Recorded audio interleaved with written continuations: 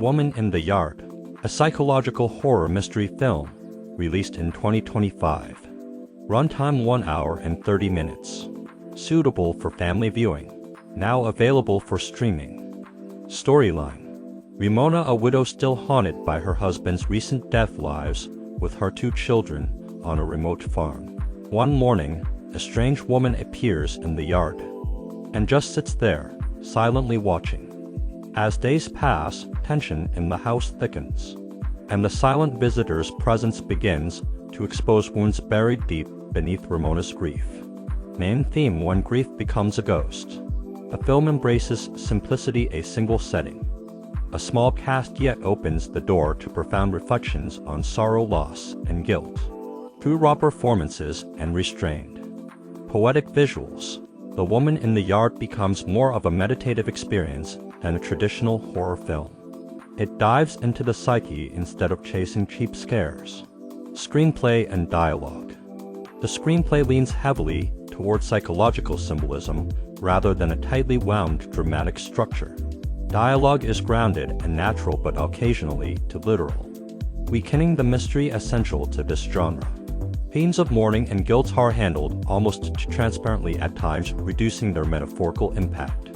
Even so, the script finds power in silence, letting emotion and performance carry what words cannot. Beneath its simple exterior, the story carries a heavy emotional charge built on loss of control, self-blame, and psychological collapse after tragedy. The minimalist approach, few characters, sparse dialogue, long silences reinforces the suffocating solitudes surrounding Ramona. Narrative arc. Ramona is introduced as a wounded mother, trapped in silence, living alone with her 2 children. Then the discovery: a woman sitting motionless in the yard. Fear builds slowly, not through action but through unease. Tension escalates between Ramona and her children as the visitor's presence grows more threatening. Questions begin to form: is the woman real? Is Ramona losing her mind? The story slips into the realm of uncertainty, where perception and reality blur. Ramona unravels. Violence erupts not outwardly, but from within. The mysterious woman's identity takes on symbolic meaning, revealed without direct explanation, leaving only a powerful emotional echo. Structure and tone. The film unfolds in a slow burn narrative, relying on steady tension instead of jump scares. There are no clear acts, just one continuous day, stretched into a psychological spiral.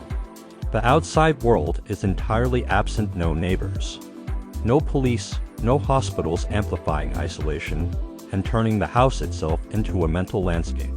Reality and imagination merge. What we see may just be Ramona's emotional projection. Story progression. Starting point: power outage plus the woman's sudden appearance in the yard.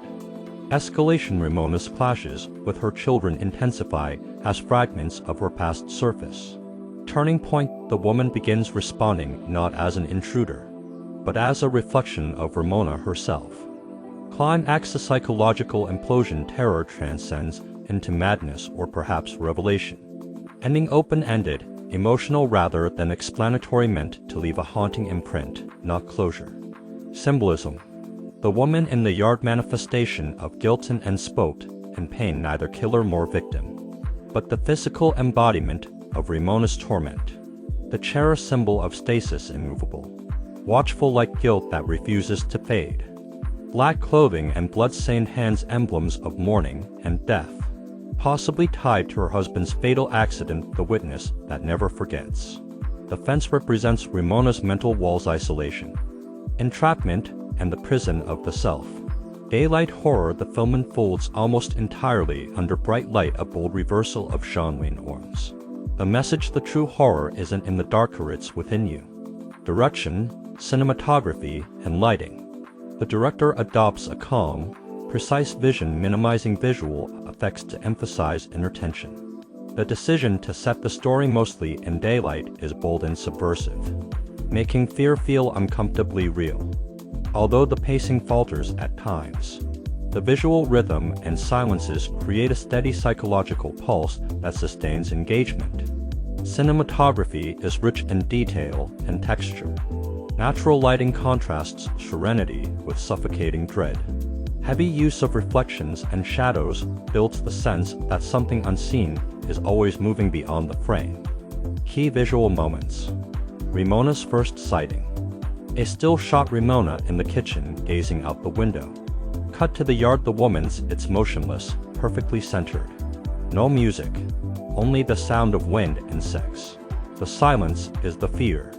Argument with her son. Tight close-up on both faces. Natural light, but shadows carve Ramona's features deeply. One unbroken shot, no cuts, capturing organic tension and her mental imbalance. Final scene. Static wide shot. Ramona stands center frame. The woman stands silently behind her. No dialogue, just breathing.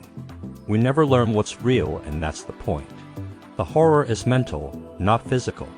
Ambiguity is the resolution. Editing. The film's slow rhythm relies on accumulated unease rather than quick shocks. Some scenes could use sharper cutting to avoid repetition, yet overall cohesion is maintained. In the final third, pacing intensifies, silence and time gaps become storytelling tools, deepening emotional strain. The soundtrack begins faintly, almost imperceptible, and gradually swells with the characters' emotional unraveling. In the second half, as dialogue fades, the score becomes almost a substitute for speech, mournful rather than terrifying. It mirrors the film's essence, sadness disguised as horror. Production design. The isolated farmhouse is not merely a location, but a state of mind, a field of memories and entrapment. The open spaces around it evoke emptiness rather than freedom. Weathered textures, peeling paint, and empty rooms externalize Ramona's decay. The setting serves the psyche. Performances. Danny Adweiler delivers a masterful performance, her grief and instability conveyed through glances, silence, and subtle body language. She embodies the duality of motherhood and mental collapse with haunting precision. The child actors, especially Peyton Jackson, bring emotional realism to their roles, grounding the family dynamic in painful authenticity. O.K.W. Yawana, O.K. Wesley, as the woman, dominates every frame with her silent physical presence, no dialogue, yet unforgettable. Final verdict. The Woman in the Yard isn't a traditional horror film, it's a distorted mirror reflecting the fragility of the human mind when consumed by loss. It may disappoint viewers seeking immediate thrills, but it deserves respect for daring to explore the deeper terror, the one that lives inside. My rating 7/10.